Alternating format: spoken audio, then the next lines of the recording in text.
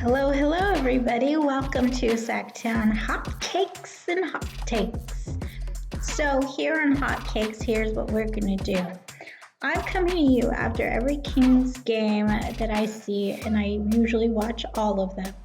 We're going to talk about sports, mainly basketball and competitive ballroom dance sport. We will get into other sports as we go on, but those are our two faves right now. We're big Sacramento Kings fans, obviously being from Sacramento, California. Sacramento has fans from all over the place that are fans of all different teams. And last night was something very interesting because it was the Sacramento Kings game versus the Lakers. And we went getting there in the beginning of the game. Actually, the reason I went to the game, we were going to sell the tickets and watch it at a bar somewhere. But the tickets didn't sell. So we're like, oh, why, what's going on? So we went to the game, and I still agreed to go because my mom said, oh, LeBron is going to make this big 10-point record where if he gets 10 points tonight, he's only 10 points away from, most points ever in history or something. And so we get to the game, and I'm waiting for the whole first quarter. I'm waiting for those 10 points, and he gets 7 points and 9 points. I'm like, one more point. And at 9 points, they have this announcement on the board. Unfortunately,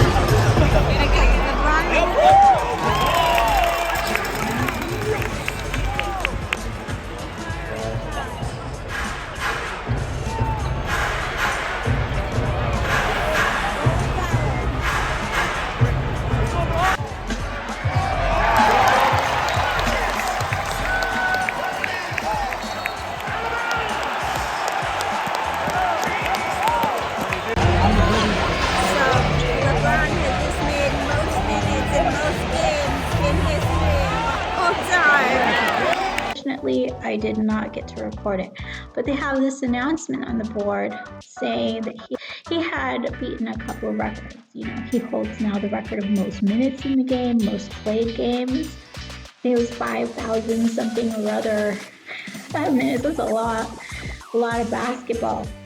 But here's my take on it. I liked LeBron last year. Before last year, it was okay. I'm not his biggest fan. I thought he was kind of like, he just likes it to be his game, and he doesn't like a lot of other stars in his way. Rumors at some point become true. So he left the Heat and he went to Lakers, and I don't really know how LA feels about LeBron. I'm not in that circle of basketball fans, Personally, in his personal life, I think he's great. He's awesome. He does a lot of great things for kids, and whatever. But also he can dance. He's a salsa dancer. And that's why I'm starting the show with the Sacramento versus the Lakers game right now. So he likes to dance salsa. Everybody's seen the clip of that video where he's doing a salsa dance. He's teaching a dance or something. I thought that was great. I thought that was amazing. I was super happy and excited that he did something like that, because just to show basketball dancers are not these, stiff people. They like to do things like everybody else, and dancers are not really known to be sports fans. In fact, a lot of people think that dancers are not sports fans, and that's not true. We love it. There's a lot of like basketball fans in ballroom dance, and some of them will wear their jerseys while practicing in the hallways of a competition, and so you'll see that everywhere. Yeah, and actually, I've met some of them that are Laker fans, and but they're cool. So and his personal life, I didn't have such a problem. Here's the thing. Now we're going to get into it, okay? LeBron's had association with Diddy for a long, long time. I've never been a really big Diddy fan. I'm a Tupac girl, you know, and you can go and research what the issue there is if you don't know it already, which I think everybody does. But, you know, I was never really a Diddy fan, but I never met him. You know, no personal issues, really. And I don't think he's the greatest rapper in the world. I think there's a lot of hoopla, and I did watch his show, which I did want to be a part of as a singer and a dancer. He did a show in the 90s or something. I think it was early 2000s, not the 90s, early 2000s, where there was a couple of girls that had continued careers. A reality show that he, you know, groomed girls in a girl group. And I was like, oh, you know, I want to be in the next season. But I didn't do it because I watched that show very carefully. I was like, I'm not sure I really like what's going on behind it, what they're hinting to, but not showing what's going on behind the scenes there. So I wasn't, you know, with my previous experience in music. If you don't know what that is, you can watch that somewhere else. But I just, you know, I was like, oh, well, that's not the place for me. You know, I wish I could have done it. It would have been great. I think I could have been great, but I didn't do it. And it wasn't eating at me my whole life, right? But anyway, recently the accusations or, you know, the arrest of Diddy and all of the things that are going on with court, and still LeBron is associated with Diddy, comes out with, you know, videos that make people uncomfortable. You know, I don't really care if people are gay. I mean, I'm bisexual myself, and I think it's great when people come out of the closet. I think the problem is that a lot of people they don't want to, or they're not ready, and then when they're outed, it's not in the most pleasant way. So, like, I can't speak for other people. I can't tell you if they are gay, if they're not gay, or what's going on with them. And their sexuality is not the issue here. This is not what we're talking about. The thing is that Diddy is known to have been involved in and doing some very bad things with women and young kids, young people. So that's something that I think that may have been seen a lot, right? And what does this have to do with basketball? A lot of athletes were good friends with this person and went to his parties and got involved, and one of the biggest names there is LeBron. And so I had some issues going to the game with the Lakers because I was like, I want to boycott it. I don't want to go. I don't want to, you know, deal with the fans who are ignorant to this issue, or, you know, set it aside like one thing doesn't have to do with the other. But can you imagine being, you know, Darren Fox, who just has 2 babies with his wife, and, you know, you never can tell if people's relationships are at home, but they seem pretty wholesome, happy family, you know, and, you know, to understand that when he got into the game is pretty much around the age that Kobe Bryant was, around the same age Fox was at, you know, when they got started, and that is the world that they kind of were very close to, or lucky for them, they met people at a very young age. And so who knows what Kobe had to go through, but he also had daughters. And when you're raising kids, this is something that enters your brain, you know. And then when you have to go to work, your work is, you know, a sport, and you're an athlete, and you gotta, you know, go out there and grind with, wrong choice of words, sorry, but you gotta go out there and do your thing with, you know,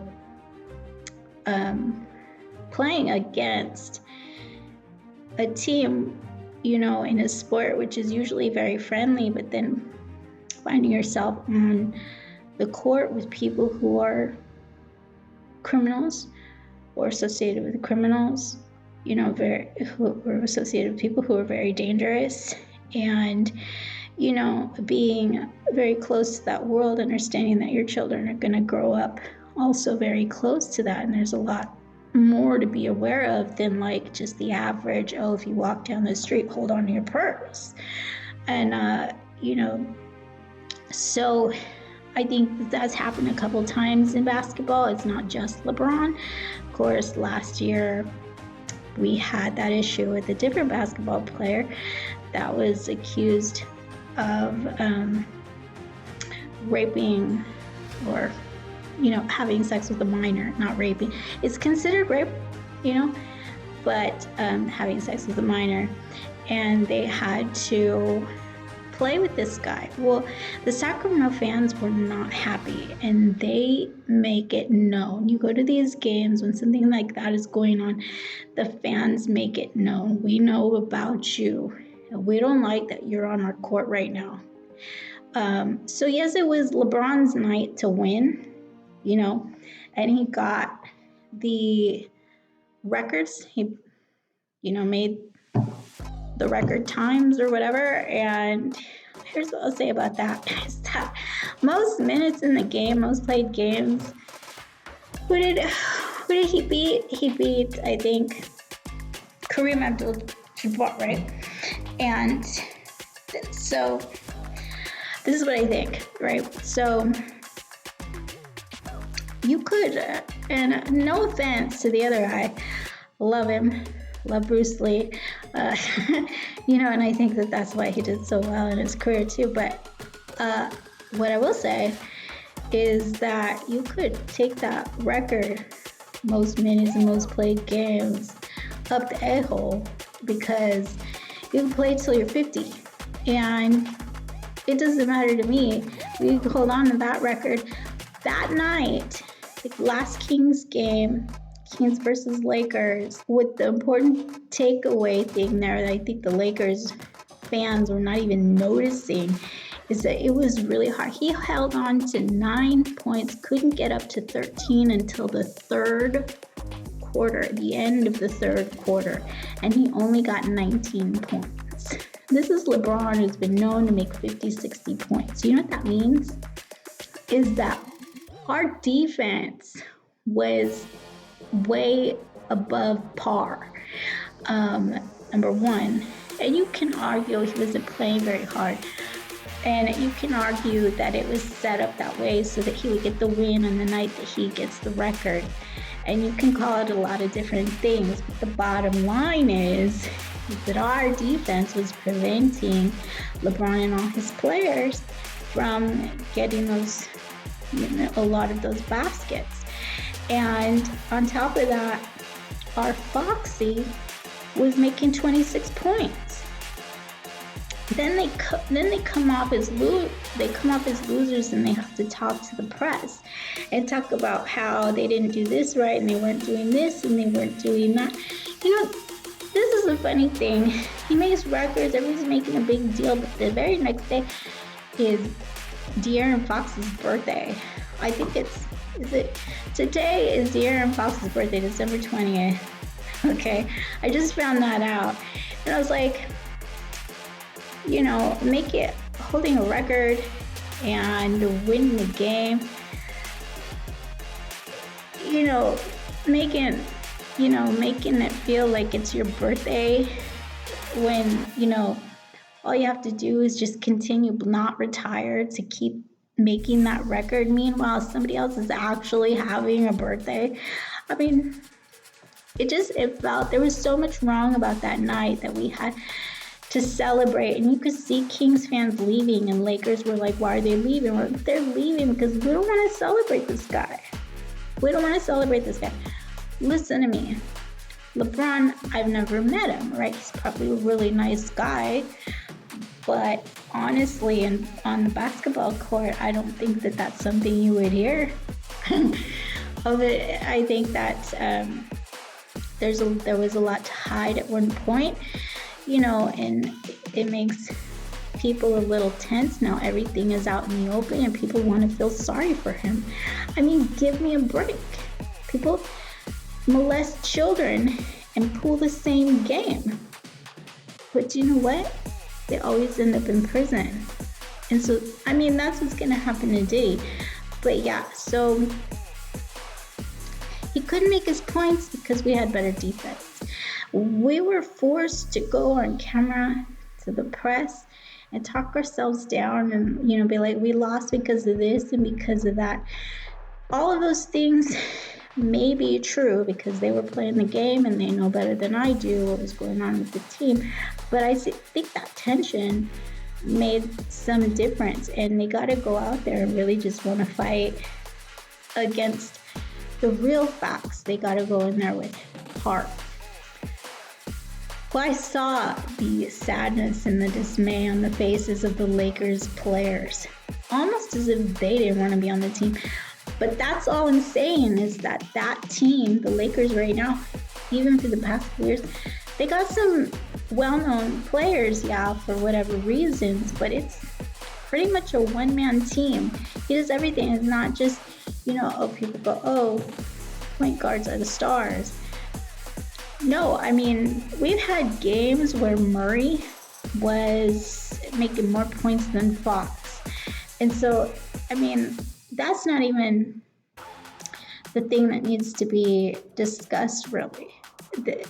That you know, majority of the time, LeBron is the star. And I think that he tries to take it down when he feels like he needs people to be on his side, when he wants you to feel sorry for him. You know, they play games with your mind by, you know, they try to trick you. They're very good. Basketball players are not stupid. They're highly intelligent and have a lot of problem-solving skills. They're very quick. And if you think that that there's, you know, something that's getting past them, and they're probably just working on your emotions so that you keep watching.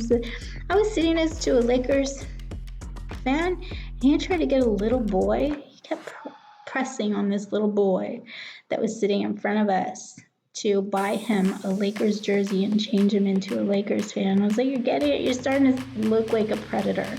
He started to come off like a predator. He kept, you know, badgering him about becoming a Lakers fan. Like, you're just as bad as Diddy.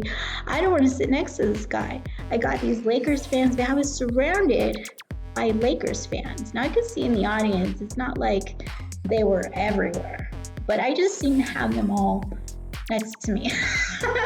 And I'm not afraid really to say anything about it or to, you know, be just as loud. I try not to be too loud sometimes because I don't want to lose my voice as a singer or whatever. But yeah, it was a rough night. Definitely a rough night for Kings fans.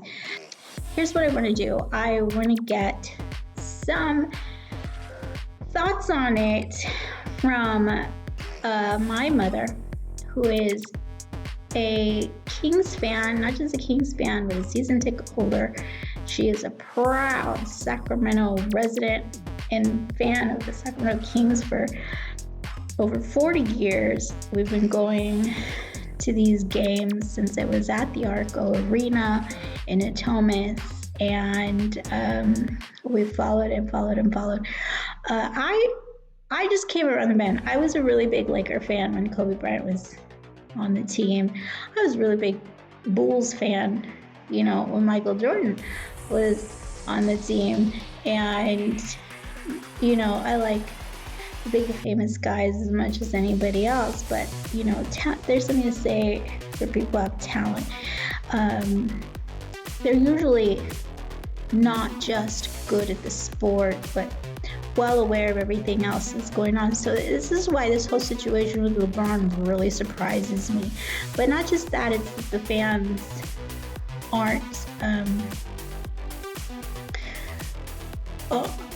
really holding their players accountable for any. I don't know if it's just because they live in LA, or it's the LA attitude that they develop no matter where they live, as long as they are fans, because it's this whole admiration for Hollywood and what people are like over there.